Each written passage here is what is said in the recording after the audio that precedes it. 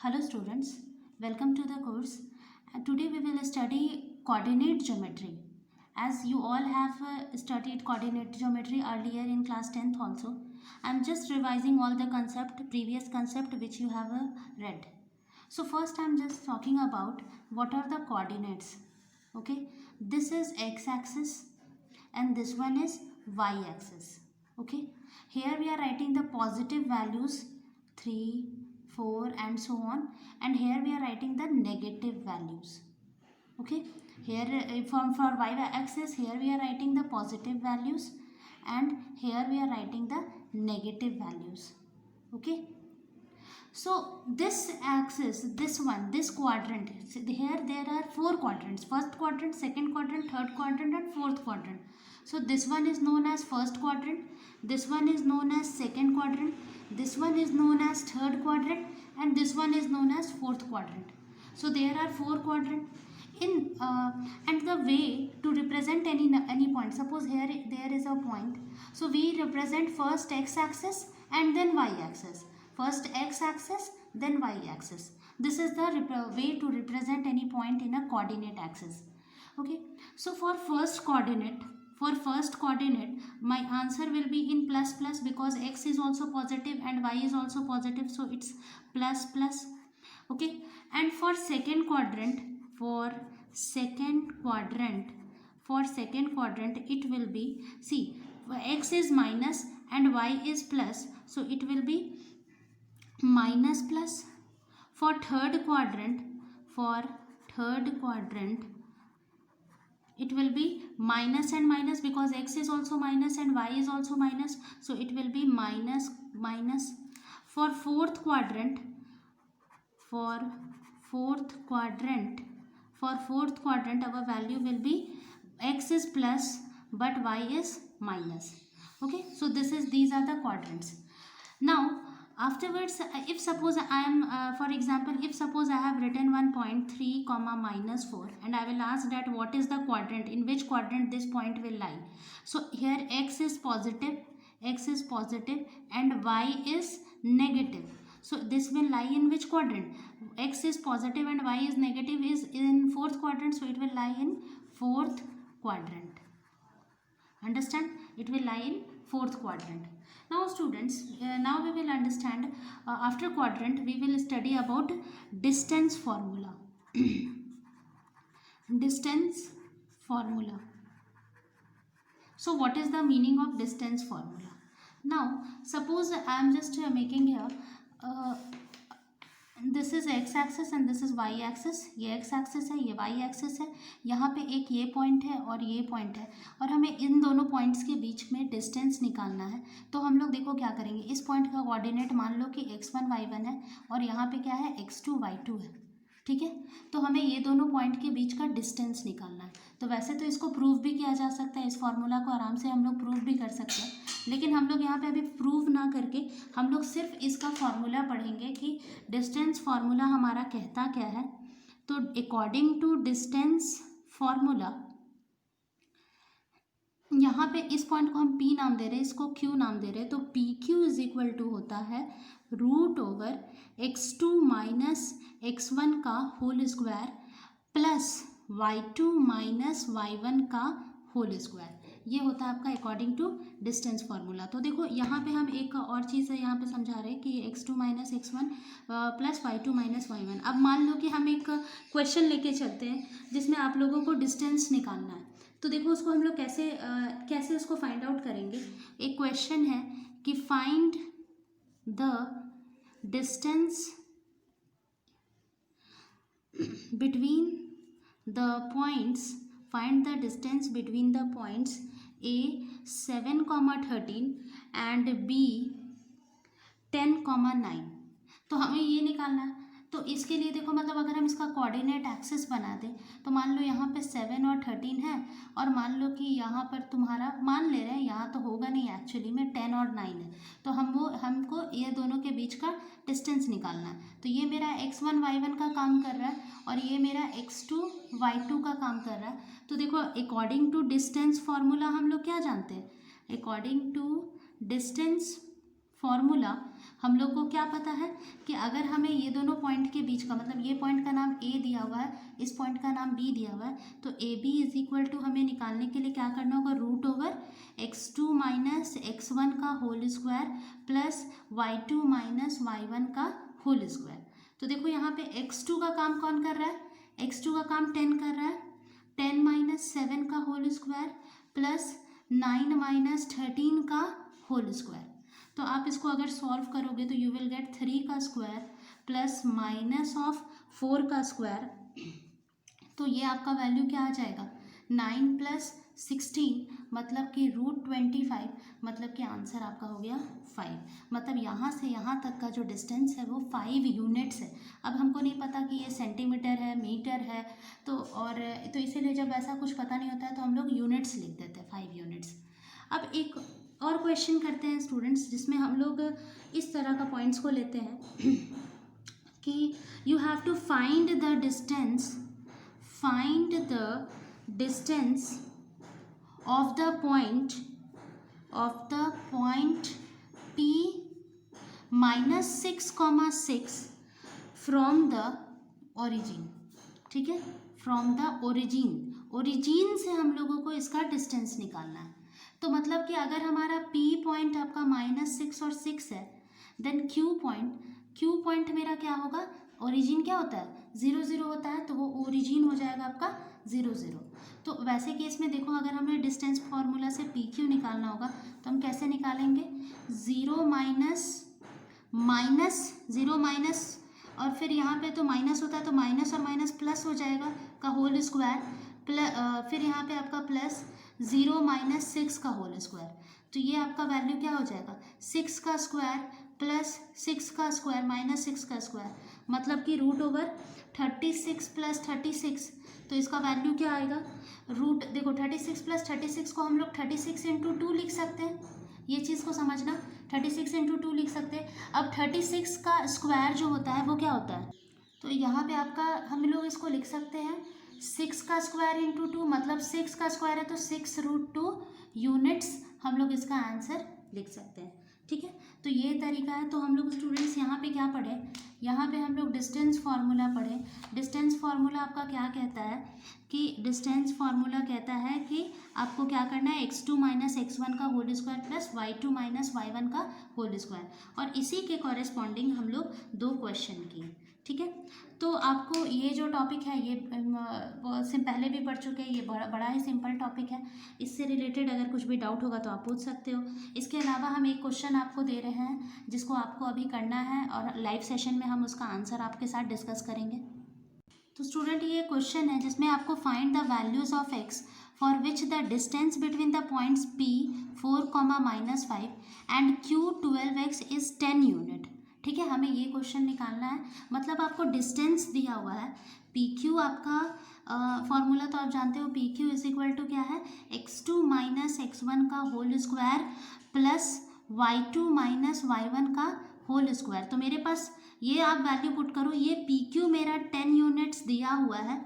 आप यहाँ पे ये सारा वैल्यूज़ को सब्सटीट्यूट करके, तो स्टूडेंट्स यहाँ पे आप क्या करोगे, x2 का वैल्यू 12 पुट करोगे, -4 का होल स्क्वायर प्लस y2 का value x minus minus plus 5 का होल स्क्वायर, और इसको आप सॉल्व करके आंसर बताओगे। हम इसे लाइव सेशन में डिस्कस करेंगे। अब हम लोग एक नेक्स्ट टॉपिक की ओर जाते हैं जिसको हम लोग कहते हैं सेक्शन फार्मूला। सेक्शन फार्मूला क्या होता है, देखो सेक्शन फार्मूला, तो सेक्शन फार्मूला हमारा क्या होता है कि मान लो कि हम लोग क्या किए हुए हैं कि ये है आपका, यहाँ पे 2 पॉइंट है, A इसका x1 y1 एक्सिस पॉइंट है, और ये आपका B पॉइंट है x2 y2। अब कोई ऐसा पॉइंट है जो इसको डिवाइड कर रहा है m:n के रेशियो में, और इस पॉइंट का नाम मान लो P है और ये xy है। तो xy पॉइंट जो है वो इसको m:n के रेशियो में डिवाइड कर रहा है। तो वैसे केस में हम लोग क्या करेंगे, ये इसको m:n के रेशियो में डिवाइड कर रहा है, तब अगर हमें बोला जाए कि what is the value of x and y जो उसे m और n के रेशियो में डिवाइड कर रहा हो, तो हम लोग वैसे केस में क्या निकालते हैं, सेक्शन फार्मूला की मदद से x और y का वैल्यू निकालते हैं। m x2 plus n x1 divided by m plus n, और y इक्वल टू होता है आपका m y2 plus n y1 by m plus n। तो ये आपका सेक्शन फॉर्मूला हुआ, जिससे कि आप x और y का कोऑर्डिनेट्स को आराम से निकाल सकते हो। जैसे कि हम इस सेक्शन फॉर्मूला से एक आपको क्वेश्चन बताते हैं। तो स्टूडेंट्स यहाँ पे ये क्वेश्चन है, find the coordinate of the point which divides the line segment joining the points a4, -3 and b9, 7 in the ratio of 3। तो यहाँ पर आप देखो कि मान लो कि ये आपका लाइन सेगमेंट है और a आपका क्या है 4, -3 और b आपका क्या है 9, 7 और कोई पॉइंट है, उस पॉइंट का नाम हम लोग मान लेते हैं p, जिसको हम लोग एक्स वाई कहेंगे, वो इसे 3:2 के रेशियो में डिवाइड कर रहा है। तो यहाँ पर आप देखो कि x1 का काम कौन कर रहा है 4 और x2 का काम कौन कर रहा है 9, y1 का काम आपका कर रहा है -3 और y2 का काम कर रहा है आपका 7 और m है आपका 3 और n है आपका 2, m है आपका 3 और n है आपका 2। तो हम लोग सेक्शन फार्मूला से इस p का कोऑर्डिनेट निकालेंगे। देखो x इक्वल टू फार्मूला होता है m x2 plus n x1 by m plus n। तो ये देखो m का काम कौन कर रहा है 3, x2 है हमारा 9 प्लस n का काम आपका 2 कर रहा है और x1 है हमारा 4 और यहाँ पे हम लोगों को क्या करना है 3 + 2। तो आपका क्या हो जाएगा 27 प्लस 8 डिवाइडेड बाई 5। तो 27 और 8 डिवाइडेड बाई आप 8 करोगे तो यू विल गेट 35 और 35 को हम लोग 5 से डिवाइड करेंगे तो हमारा आया 7। उसी तरह से अगर हमें y का कोऑर्डिनेट निकालना होगा तो वो क्या होता है formula m y2 plus n y1 divided by m plus n।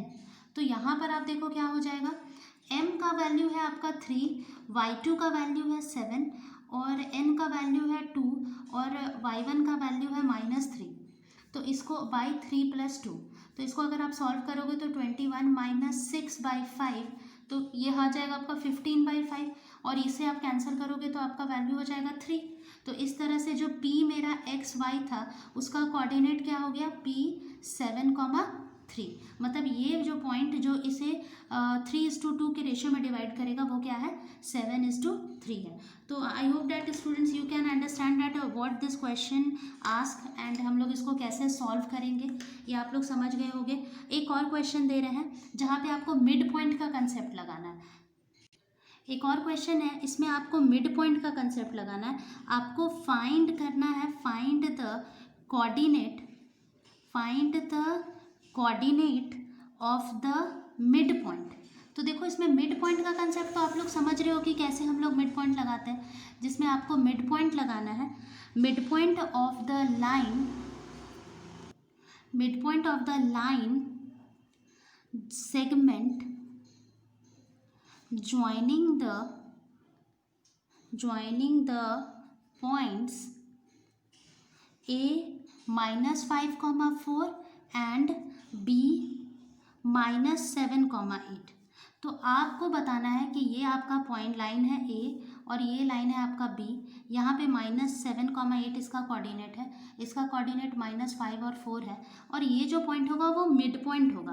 तो मिड पॉइंट आप सोचो, मिड पॉइंट यहाँ पे हम मान लो इसका नाम कोऑर्डिनेट p x y ले रहे हैं, तो जो भी मिड पॉइंट होगा वो तो इसे बराबर बराबर भाग में बांटेगा। बराबर भाग में बांटने का मतलब इधर का जो रेशियो होगा वही रेशियो यहाँ पे भी होगा।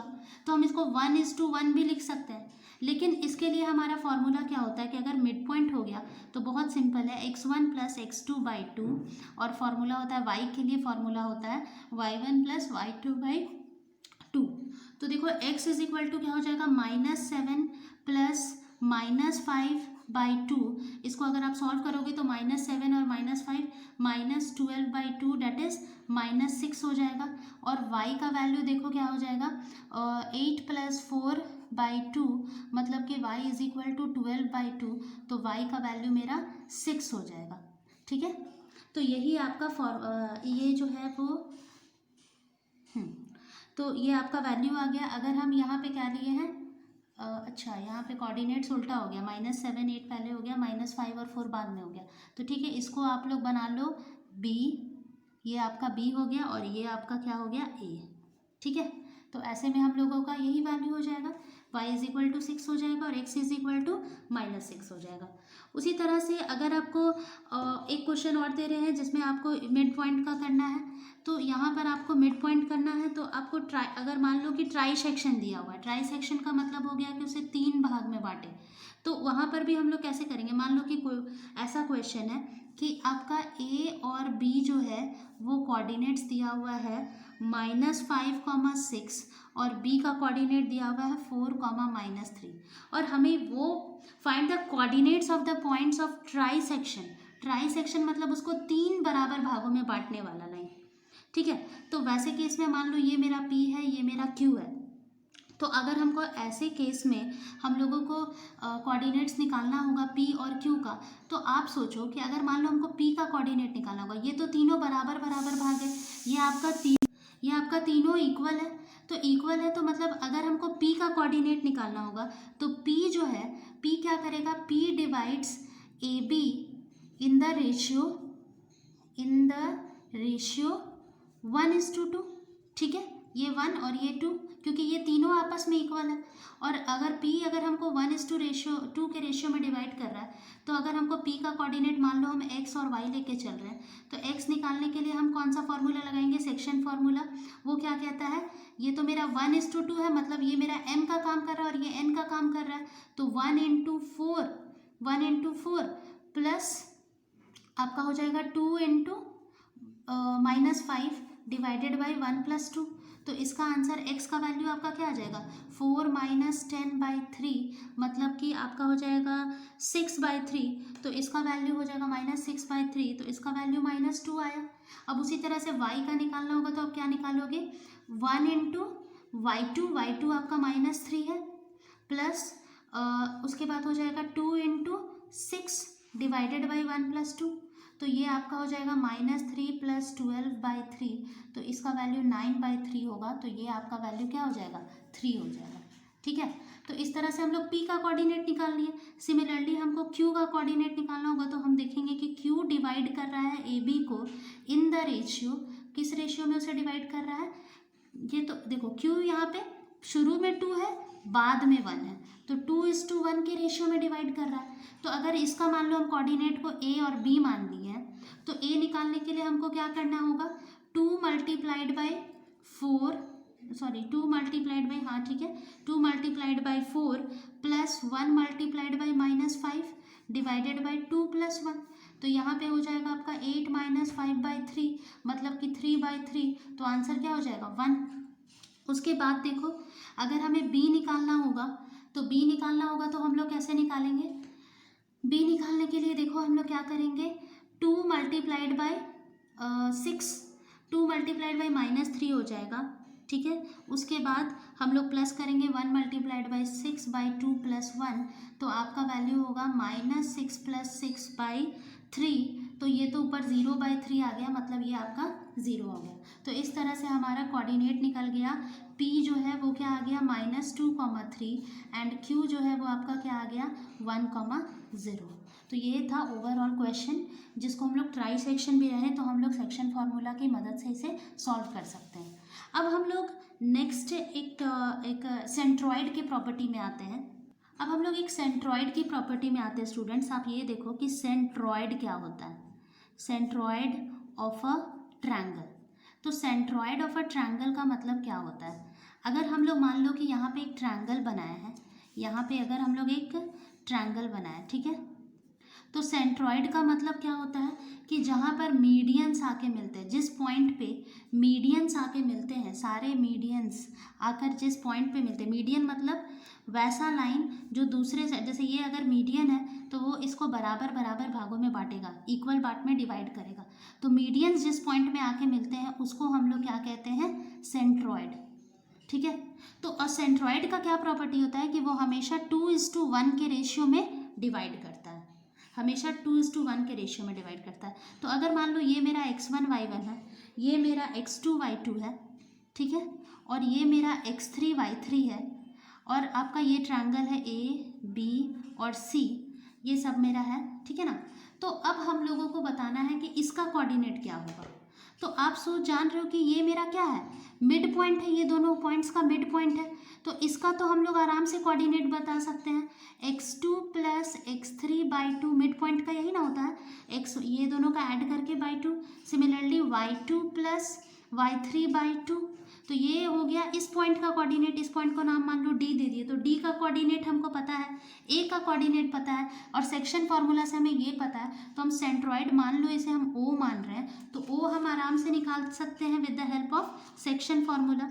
With the help of section formula से हम लोग सेंट्रॉइड निकाल सकते हैं। देखो कैसे निकालेंगे, with the help of section formula. ओ मेरा क्या होगा, ओ का कोऑर्डिनेट अगर हम मान लो कि एक्स और वाई लेकर चल रहे हैं, तो एक्स निकालने के लिए हमको क्या करना पड़ेगा, देखो एम और एन का रेशियो दिया हुआ है। हेयर हमें क्या क्या पता है, एम का वैल्यू मान के चलो 2, एम जो है वो 2 है और एन का वैल्यू 1 है।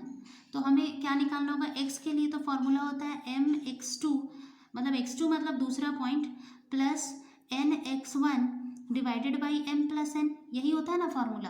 तो देखो हम लोग क्या लिखेंगे, m की जगह मान लो अगर हम लोग 2 लिख रहे हैं, तो उसके बाद हमें ये वाला कोऑर्डिनेट लिखना होगा x2 प्लस x3/2, और फिर हम अगर 1 लिख रहे हैं तो इसके बाद हम लोग प्लस 1 इंटू x1 लिखना होगा डिवाइडेड बाई 2 प्लस 1 लिखना होगा। तो देखो ये 2 और 2 कैंसिल हो गया, तो मेरा x का वैल्यू क्या आ गया, x1 प्लस, देखो ये x1 हम पहले लिख दिए, x2 प्लस x3/3, ये कोऑर्डिनेट आया। सिमिलरली अब देखो हम लोग y निकालेंगे, तो y बराबर मेरा क्या होगा, m, y का फॉर्मूला हम लोग पढ़े थे y2 plus ny1 divided by m plus n, तो इसका हो जाएगा 2, y का कोऑर्डिनेट देखो y2 plus y3/2 plus 1 into y1 divided by 2 plus 1, तो देखो 2 और 2 कैंसिल हो गया, ये हो जाएगा y1 plus y2 plus y3/3। तो ये आपका x और y का कोऑर्डिनेट आ गया। तो अगर आपसे सेंट्रॉइड का फॉर्मूला पूछे, तो आपका सेंट्रॉइड का फॉर्मूला बहुत सिंपल होता है, x1 plus x2 plus x3/3 divided by y1 plus y2 plus y3/3। तो मान लो अगर ट्रायंगल का तीनों पॉइंट्स दे दिया है और आपसे पूछ रहा है कि calculate the centroid of this triangle, तो आपको कुछ नहीं करना, आपको इतना प्रोसेस करके नहीं दिखाना, डायरेक्ट इस फॉर्मूला में आपको सब्सटीट्यूट कर देना है। तो आप इसे फॉर्मूला की तरह भी याद कर सकते हो, या फिर जो स्टूडेंट इसको समझ गए हो तो उसे तो याद करने का ज़रूरत ही नहीं है। ठीक है, ये आपका सेंट्रॉइड के लिए फॉर्मूला हो गया। ठीक है, तो ये सेंट्रॉइड के लिए फार्मूला हो गया। तो ये सेक्शन फार्मूला का एक एप्लीकेशन है कि आप सेक्शन फार्मूला की मदद से you can find out the centroid of a triangle. ये हम लोग किसके मदद से किए, सेक्शन फार्मूला ही की मदद से हम लोग सेंट्रॉइड ऑफ द ट्रायंगल निकाले। ठीक है, अब हम लोग एक और बहुत इंपॉर्टेंट एक्सपेक्ट पढ़ने वाले हैं, एरिया ऑफ द ट्रायंगल। इस पे क्वेश्चंस कर सकते हैं हम लोग, लेकिन आप लोग बस अभी इसका थ्योरी पार्ट को अच्छे से समझो। यहाँ पे हम लोग एरिया ऑफ द ट्रायंगल एक पार्ट पढ़ेंगे। एरिया ऑफ द ट्रायंगल का मतलब देखो क्या होता है स्टूडेंट्स। सबसे पहले तो आप जानते हो कि अगर मान लो कोई ट्रायंगल है, ठीक है, और अगर उसका ये आपका हाइट है और ये आपका हाइट है और ये वाला आपका बेस है, तो आप जानते होंगे कि एरिया ऑफ द ट्रायंगल जो होता है, एरिया ऑफ ट्रायंगल होता है half into height into base. ठीक, फिर आप लोग क्लास 9th में पढ़े होंगे खीरोन्स फार्मूला कि अगर मान लो ये B दिया हुआ है, ये मान लो A दिया हुआ है और ये मान लो C दिया हुआ है, अगर मान लो पूरे साइड्स का आपको लेंथ दिया हुआ है, तो अकॉर्डिंग टू हीरोन्स फार्मूला से हम लोग को क्या पता है, हम लोग सबसे पहले S निकालते थे A plus B plus C/2, और उसके बाद एरिया ऑफ ट्रायंगल इसी S की मदद से निकाल देते थे, root over S minus A S minus B S minus C। इसी फार्मूला की मदद से हम लोग एरिया ऑफ ट्रायंगल निकाल देते थे। तो एरिया ऑफ ट्रायंगल निकालने का ऑलरेडी हमारे पास दो फार्मूला मौजूद है, एक तो हीरोन्स फार्मूला और एक हमारा जो प्रॉपर फार्मूला। अगर हमें हाइट और बेस पता है तो हम लोग आराम से एरिया ऑफ अ ट्रायंगल निकाल देते हैं। लेकिन अभी अगर मान लो कि हमें 3 पॉइंट्स का कोऑर्डिनेट अगर पता है, मान लो कि ये A है, ये B है और ये C है, और ये तीनों का अगर हमें कोऑर्डिनेट पता है, तब अगर हमें एरिया ऑफ ट्रायंगल निकालना है, तब हम लोग कैसे एरिया ऑफ ट्रायंगल निकालेंगे वो अभी हम लोग देखेंगे। तो ये भी एक कोऑर्डिनेट ज्योमेट्री का बहुत बड़ा एप्लीकेशन है कि with the help of coordinate geometry you can find out the area of triangle with the helps of coordinate of the vertices. जो ये सब वर्टिसेस है ABC, उसके कोऑर्डिनेट से आप सिर्फ उसका एरिया ऑफ ट्रायंगल निकाल सकते हो।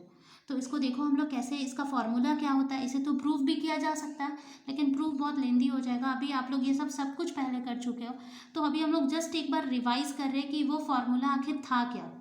तो स्टूडेंट्स, एरिया ऑफ ट्रायंगल निकालने के लिए क्या फॉर्मूला था। अगर हमारा कोऑर्डिनेट्स हमें पता है, तो कोऑर्डिनेट्स अगर हमें पता है तो देखो, ये मान लो हम ट्रायंगल बना दिए, यहाँ पे हम उसका कोऑर्डिनेट बना दिए। ये आपका है x1 y1, फिर आपका है x2 y2, फिर आपका है x3 y3, ये आपका A B और C।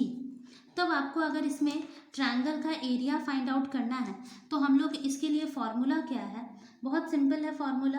Area of triangle ABC हमारा हो जाएगा फॉर्मूला के हिसाब से हाफ इंटू ध्यान से देखना, इसे हम इससे लिखते हैं half into x1 y2 minus y3 plus x2 y3 minus y1 plus x3 y1 minus y2। ये होता है फॉर्मूला। इसको अगर फिर से लिखें तो एरिया ऑफ ट्रायंगल का फॉर्मूला होता है हाफ इंटू x1 y, देखो 1 के बाद 2 3, ठीक है, एक पैटर्न में चलना, 1 2 3 प्लस, अब x1 हो गया तो x2, 2 के बाद क्या होता है 3 माइनस y1, फिर उसके बाद देखो x3, तो 3 के बाद फिर से हम लोग शुरू करेंगे, तो y1 माइनस y2। ये हो गया हमारा formula for finding out the area of triangle. तो इस पे अगर हम लोग एक क्वेश्चन करें, तो देखो इसका क्वेश्चन ऐसा हो सकता है कि find the area of a triangle, find the area of a triangle, ठीक है, एरिया ऑफ ट्रायंगल निकालो हुज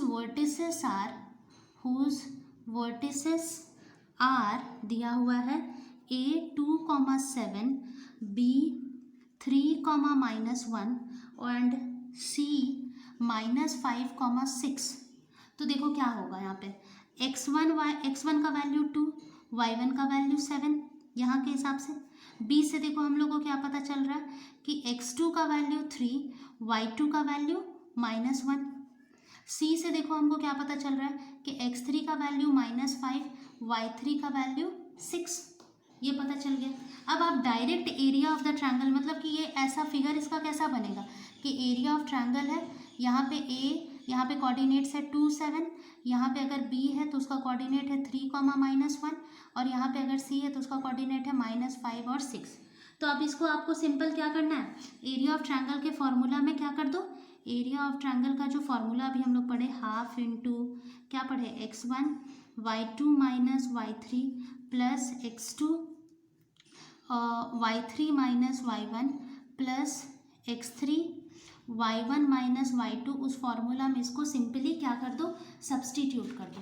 तो अगर हमें इसे सब्सटीट्यूट कर देंगे तो देखो हमें क्या मिलेगा, हाफ x1 का वैल्यू क्या है 2, y2 का वैल्यू देखो -1, y3 का वैल्यू -6, ठीक है, प्लस x2 का वैल्यू 3, y3 का वैल्यू 6 माइनस y1 का वैल्यू 7 प्लस x3 का वैल्यू देखो क्या है, x3 का वैल्यू है मेरा -5, फिर y1 का वैल्यू है 7 प्लस 1 हो जाएगा, क्योंकि ये माइनस माइनस मिलके प्लस हो गया। तो हाफ इंटू 2, ठीक है, -1 -6 क्या हो जाएगा आपका -7 प्लस 3 इंटू -1 प्लस -5 इंटू 8। तो यहाँ पर देखो हाफ इंटू क्या हो जाएगा -14 -3 -40। तो इसको अगर आप जोड़ोगे तो आपको क्या मिलेगा, हाफ इंटू -57।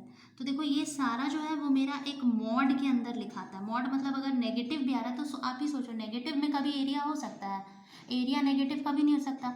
जीरो हो सकता है लेकिन नेगेटिव नहीं हो सकता। तो इसीलिए अगर नेगेटिव आ भी रहा है तो वो मॉड के अंदर लिख के हम लोग उसको पॉजिटिव कर लेंगे, 1/2 × 57 करेंगे, तो ये मेरा आंसर 28.5 स्क्वायर यूनिट आ जाएगा। तो ये था हमारा एरिया ऑफ ट्रायंगल। और आप एक चीज़ और देखो कि कोलिनियरिटी अगर आपको प्रूव करना है कि कोई भी ट्रायंगल, कोई भी चीज़, कोई भी 3 पॉइंट्स कोलिनियर है कि नहीं, तो सिंपल बस ये शो कर दो कि उसका एरिया ऑफ ट्रायंगल जो है वो ज़ीरो है। अगर एरिया ऑफ ट्रायंगल उसका ज़ीरो आ गया मतलब वो लाइन कोलिनियर है। कोलिनियर के लिए आपको क्या बताया अभी हम कि कोलिनियर के लिए बस आपको ये शो करना होता है कि एरिया ऑफ ट्रायंगल मेरा क्या है, वो ज़ीरो के बराबर है। अगर मेरा एरिया ऑफ ट्रायंगल ज़ीरो आ गया तो इसका मतलब क्या है, वो कोलिनियर है। ट्रायंगल बन ही नहीं रहा है और ट्रायंगल नहीं बन रहा है, इसका मतलब वो तीनों पॉइंट्स कोलिनियर है। और कोलिनियर कहने का मतलब क्या होता है कि वो तीनों पॉइंट एक ही लाइन में एग्जिस्ट करेगा। ठीक है, उसको हम लोग कहते हैं, मान लो कि ए बी सी ये 3 पॉइंट्स है, तो अगर कोलिनियर है ये, तो इसका मतलब ये होता है कि ये तीनों पॉइंट्स जो है वो मेरा एक ही लाइन में एग्जिस्ट करेगा। इसी को हम लोग कोलिनियर कहते हैं। So this is all about the session. This is the complete revision of coordinate geometry. Till here only you have studied in your secondary classes. So just remember all these formulas you have already studied, and we can use this formula in our further studies of mathematics while your semesters subjects will start. Then you will find the application of these all topics in your further studies. So thank you.